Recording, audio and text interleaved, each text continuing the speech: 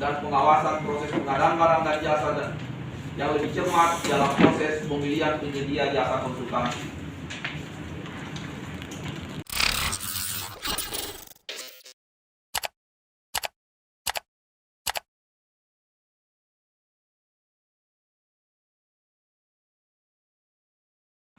Dan pengawasan proses pengadaan barang dan jasa yang lebih cermat dalam proses pemilihan penyedia jasa konsultansi.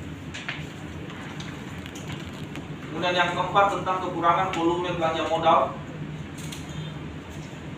Itu pekerjaan pembangunan pelataran kawasan kuliner CPI dengan nilai nominal Rp213.026.206 dan pekerjaan pembangunan reseresi draft sebesar Rp40.252.937. Kekurangan volume ini ditindaklanjuti dalam bentuk memperhitungkan pembayaran atas kelebihan volume dan menarik kembali kelebihan pembayaran atas kekurangan volume.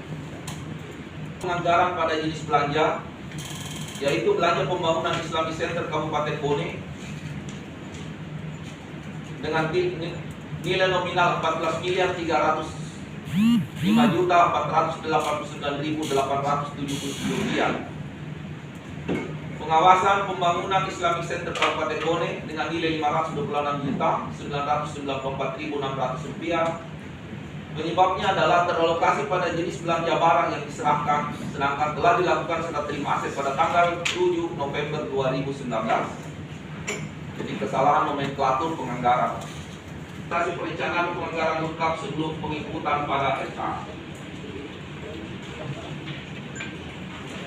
Kemudian yang keenam, terkait dengan pembayaran gaji dan tunjangan PNS yang tidak sesuai dengan ketentuan, di mana terkait penerimaan gaji 13 dan 14 pada pegawai yang telah purna bakti yang sebenarnya terjadi juga di semua OPD. Nilai total nominal yang ada di Dinas PUTR itu sebesar Rp34.759.500. Tindak lanjut dalam bentuk dilakukan verifikasi lebih lanjut atas realisasi belanja pegawai. Untuk terkait dengan pengelolaan barang milik daerah yang belum tertib dan memadai, yaitu berupa pengelolaan barang milik daerah yang belum tertib dan memadai dan dilanjuti dengan melakukan inventarisasi keberadaan aset yang tidak diketahui keberadaannya atau yang dikuasai oleh PNS dan segera dilakukan pelaporan dan pencatatan. Demikian untuk sementara yang dapat kami laporkan terkait dengan laporan realisasi fisik dan keuangan serta laporan hasil tindak lanjut tahun 2020. Wabillahi taufiq wal hidayah. Wassalamualaikum